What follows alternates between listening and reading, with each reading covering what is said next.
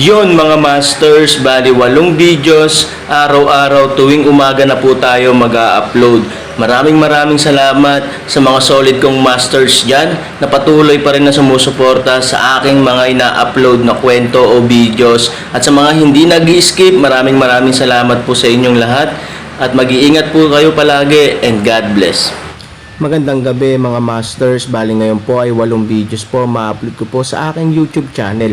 Tama nga mga masters, 8 videos nga po ma-upload ko. Yon, what's up mga masters? Nandito na naman tayo sa panibagong araw, panibagong kabanata na naman ang pagsasama-samahan natin ngayon guys.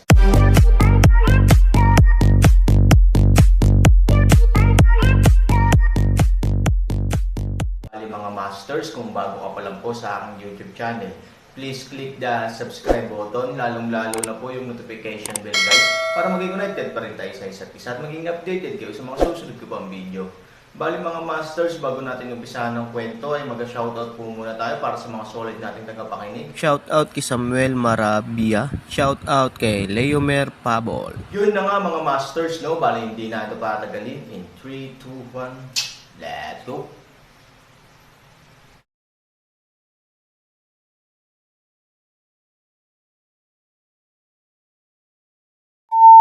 Boom! Ang kaluluwa ng dragon ay nahahati sa dalawang bahagi. Ang ulo ng dragon sa katawan ng lalaki ay puno ng hindi kapani-paniwalang mga mata. Tumingin siya kay Aaron. Sabi ko gumamit ka ng magic sa harap ko. Nakaranas ako ng dalawang matinding pagsubok sa magic. Malamig na sabi ni Aaron. Ngunit sa susunod na segundo, ang dalawang panig ng kaluluwa ng dragon ay biglang tumayo muli, at pagkatapos, nagtutugma sila sa isa't isa. Isang iglap lang ng figure, nakatayo sila sa harap ng Aaron na kasing ganda ng dati. Sa tingin mo ba kung sasalakayin mo ako, magtatagumpay ka? Ang espiritu ng Magic Dragon ay tumawa, bagaman natagpuan mo ako, ito ay kamangha-manghang, ngunit paano iyon? Ang mga nunal ay palaging mga nunal na langgam. Kahit na tumaas siya ng kaunti, siya ay isang mas mataas na nunal na langgam, ngunit hindi nito mababago ang kanyang kapalaran. Nang matapos magsalita ang espiritu ng Magic Dragon, isang itim na gas ang ipinadala mula sa kanyang katawan, na direktang bumabalot sa patay na katawan ni Aaron.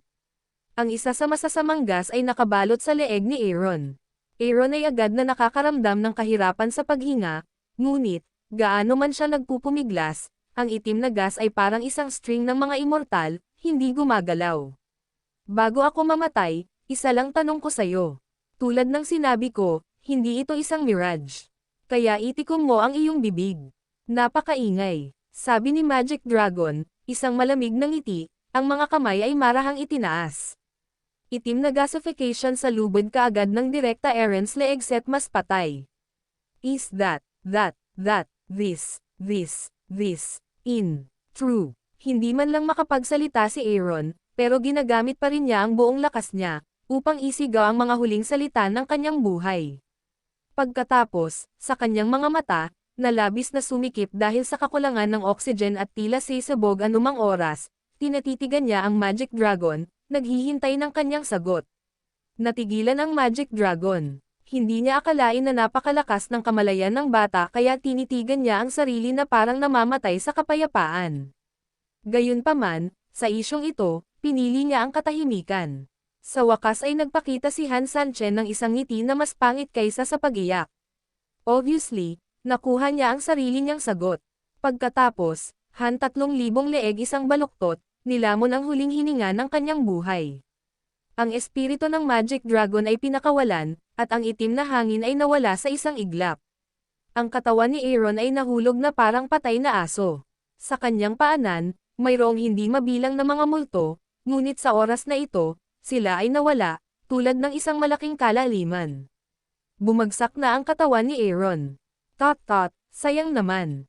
Ang espiritu ng mahiwagang dragon ay umiling-iling ng may kaawa-awa at napabuntong hininga ng may panunuya, ikaw ang unang makakapatay sa akin ng lubusan, na nagpapatingin sa akin ng mga bagong mata. Sa kasamaang palad, hindi mo dapat. Ang kunin ang iyong bahay ay parusahan ka. Panipi. With that, ang espiritu ng Magic Dragon ay tumawa at sinabing mata ko, ikaw ay isang nunal na langgam. Bagamat nasa mabuti kang kalusugan, sinisiraan mo pa ako. ang katawan ng sansiyan, ang dugo ng Diyos, at ang puso ng dragon. Bagamat ang puso ng dragon ay wala sa akin, maaari rin itong magbigay ng kinakailangang enerhiya para sa akin upang maisama sa iyong katawan. Bueno, hayaan mong gamitin ko ng mabuti ang iyong katawan. Gagamitin ko ito upang makabalik sa tuktok. Ito ang tanging kaluwalhatian na mayroon ka sa mundo. Nakangiti, ang espiritu ng Magic Dragon ay nakaupo sa lugar. Pagkatapos ay bahagyang ipinikit niya ang kanyang mga mata, at isang malakas na masamang espiritu ang lumabas sa kanyang katawan at lumutang sa paligid. Kapag ang masamang chi ay lumutang sa paligid, ito ay lalago ng kasing bilis ng isang baging, at pagkatapos ay mangganganak ng mas maraming mga sanga at magkakalat sa lahat ng direksyon. Ilang saglit lang, maraming sanga ang lumitaw sa madilim na espasyo, na halos mapuno ang buong espasyo. Ngayon, ang huling hakbang.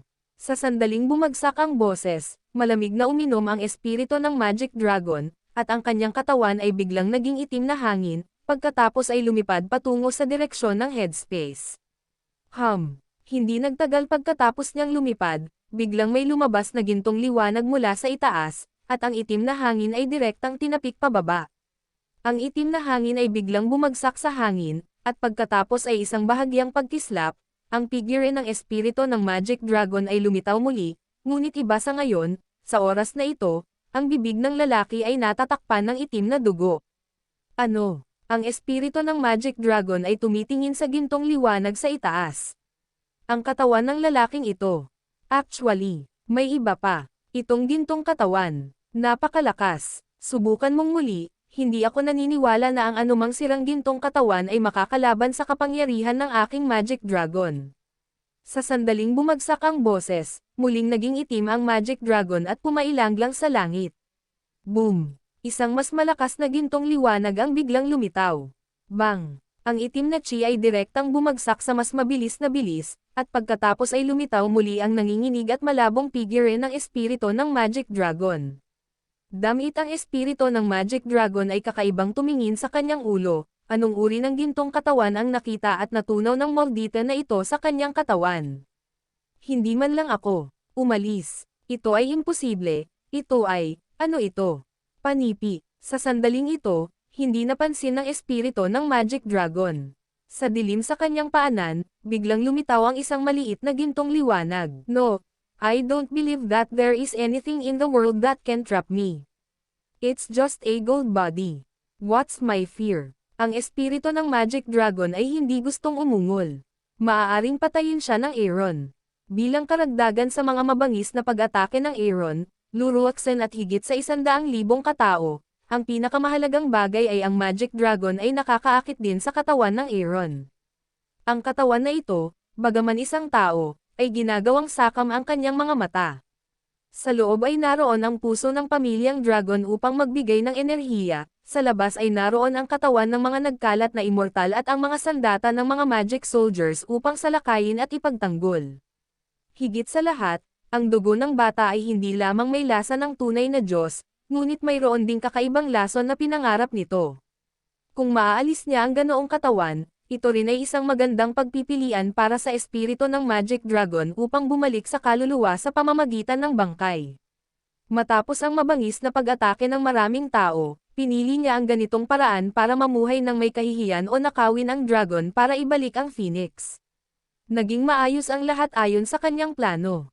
Ang kaluluwa ng nunal na langgam ay ipinagbawal at pinapatay ng kanyang sarili, at siya ang naging tunay na Panginoon ng katawan. Ngunit sinong mag-aakala na sa pinakamahalagang sandali na ito, bigla itong natigil. Paanong hindi maiinis ang espiritu ng Magic Dragon, at paano ito magkakasundo? Saan nito alam ang pinagmulan ng gintong katawan? Saan nito alam na ang gininto ang katawan ay umabot sa sukdulang estado, at walang hininga upang hulaan ang pagkakaroon nito? Sa madaling salita, maraming hininga ang hindi nararapat na matukoy. Umuungol. Ang espiritu ng masamang dragon, na galit pa rin, ay biglang huminga muli, at isang madilim na masamang kapangyarihan ang pumuno sa buong katawan, na sinundan ng isa pang pagsisid sa kalangitan. Isang mas malakas na gintong liwanag ang biglang kumislap, parang isang malaking hangganan. Nang hawakan ng espiritu ng Magic Dragon ang gintong liwanag, agad itong natamba. Boom! Sa pagkakataong ito, ang katawan ng dragon ay nanginginig ng mas matindi, kahit sa ilang sandali. Damn it! Pinunasan niya ang kanyang bibig at galit na tumingin sa kanyang ulo, ano ba yan? Kung hindi ito masisira dito, ang aking magic dragon ay makukulong dito magpakailanman.